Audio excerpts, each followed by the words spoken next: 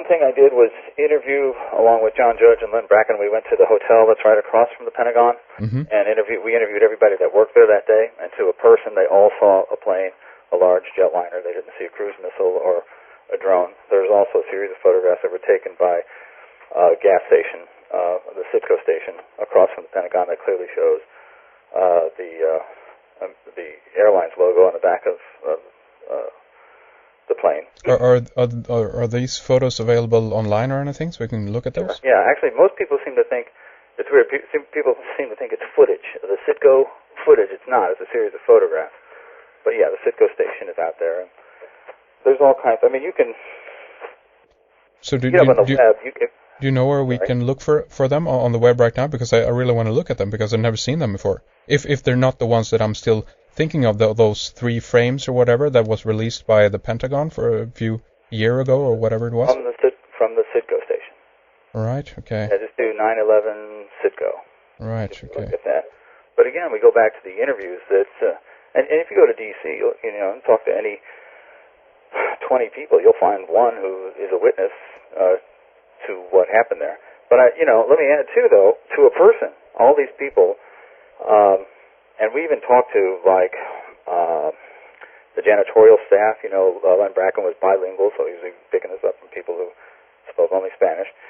But to a person, they all said that the very next day, the FBI came to the hotel and confiscated all the surveillance footage. Mm-hmm. So there really is a lot more footage than the Citgo station footage, but they don't even admit that they have it, it's clearly there. Mm-hmm. And the FBI will do things, or these police agencies will do things that in that way almost automatically. It's kind of a bureaucratic self-preservation thing. We're going to take these tapes just to see if we have any involvement in it. Right. And so, there's certainly a lot more footage that they're covering up that could settle the issue one way or another.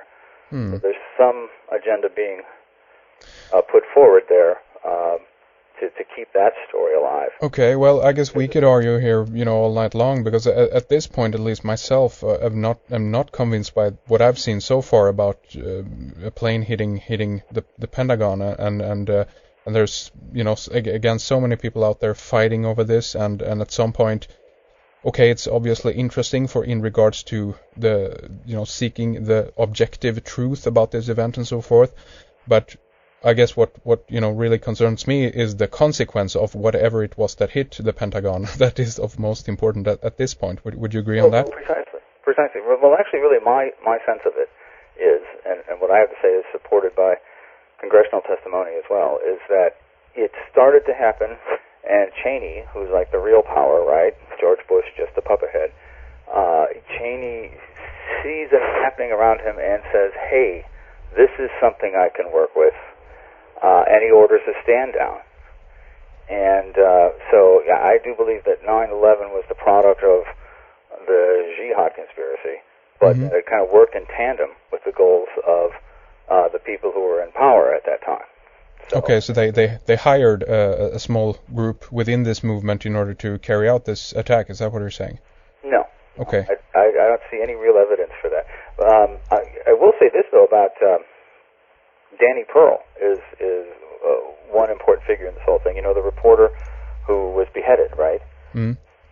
Danny Pearl was working for the Wall Street Journal. What he was looking for at that point was evidence of a payoff made to the head of the ISI, which is the Pakistani Secret Service. This guy was forced to resign because it was eventually exposed that he made a $10,000 payoff to Muhammad Atta. So Danny Pearl was investigating where that money came from, and it may indeed have come from Western sources. We don't know because, boom, the same thing happened to Danny Pearl that happened to Danny Casolaro.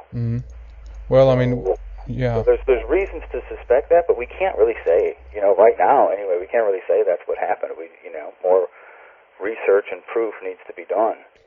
Right. Lines. And it's also one of the things that happens in this country is that people get so focused on Bush and cronies that they lose sight of the fact that the whole world is covered with this conspiracy business.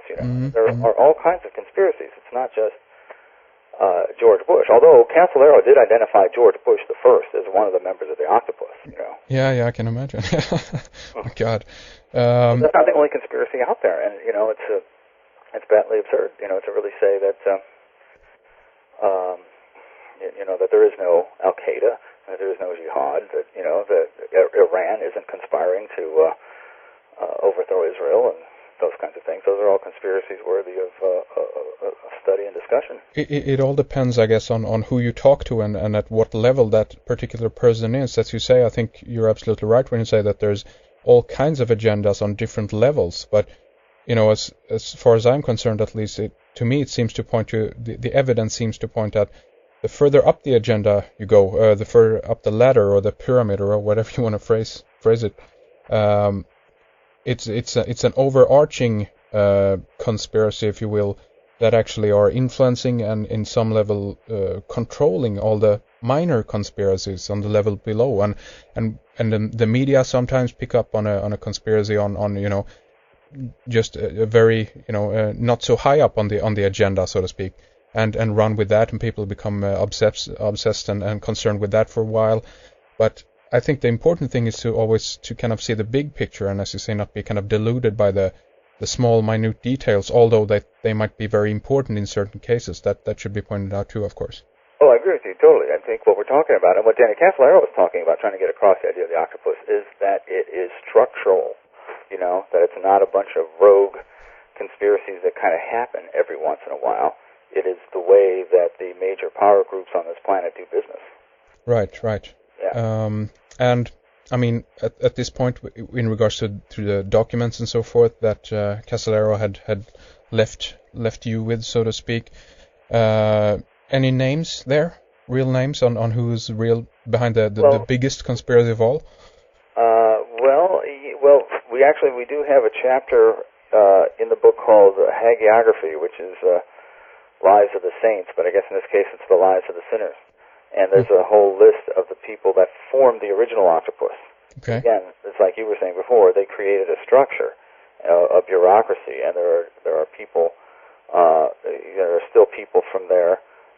You know, there's still some of the original group has still got its hand in it, but you know, they've got other people there now whose names you could recognize or not. I mean, one of the big things, one of the big political scandals that has happened since the octopus. I see when the octopus came out in the late 90s, you know, and here we are in 2008.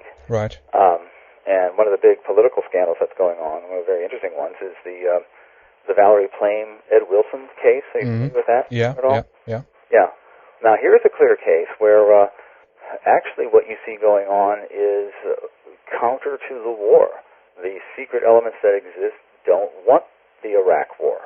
They were happier when Saddam Hussein was simply their puppet. And Ed Wilson kind of totally misreported the idea that Saddam was trying to purchase yellow cake uranium from Niger, and some documents, some fake documents that established this relationship, but they were so clearly faked and discredited that they discredited the relationship. And there was every clear indication, when you look at the history of the thing and who these people were meeting with, that Saddam was indeed going after yellow cake uranium and trying to you know, get back on the path to a nuclear bomb. Mm-hmm. But, you know, here we've got these fake documents that disprove that. And well, who plants fake documents? This is the very fingerprints of the octopus, trying to subvert Bush's foreign policy, which everybody abhors. So it's kind of counterintuitive. Mm-hmm. You know, it almost seems as if the octopus is on the sides of the people who are opposed to war, but they're not. They just thought it was a much better. And that's why Saddam survived all those times. You know, even when we fought the Persian Gulf War, we left him in power. Well, I see what you mean, but at some level too, I'm kind of seeing.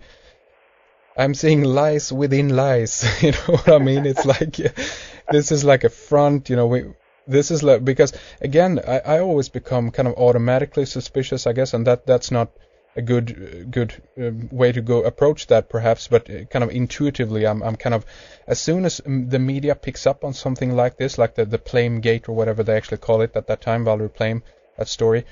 It's all over the media. Everyone is reporting it, and that is also for a reason. That's how I see it. That's also for a reason. Why is this particular case being highlighted when there's so many other things, right? Right. It's got to be a deflection. Get people to pay attention to this one while everything else is going on. Yeah. Yeah, I agree with you on general principles. And actually, when you think about it, the idea again of the forged documents that got some media play, but it hasn't gotten the big media play that the overall Wilson Plame scandal did. And I should mention too that one of the big players in the Plame scandal is clearly identified by Casolaro as a member of the Octopus, and that's Richard Armitage, who supposedly was the first person to leak Plame's name. So there you have it. There you have Richard Armitage, who was according to Bo Greitz, and I hope some of this information doesn't get too arcane. A lot of people who are well versed in conspiracy theory can follow this, but if there's others out there who can't, just try to bear with me. There was a man named Bo Greitz who was sent over to Southeast Asia to investigate whether there were connections between the drug lords there and the drug running in Southeast Asia and the American government. Mm-hmm. And Bo Greitz produced a videotape, and a presidential candidate named Ross Perot was kind of behind the funding on this. Right. Bo Greitz produced a tape of an interview with a drug lord named Kun Sa, who said quite clearly, with Bo Greitz pointing to the picture, that his contact within the U.S. government for people who were profiteering off of the heroin trade in Southeast Asia was Richard Armitage.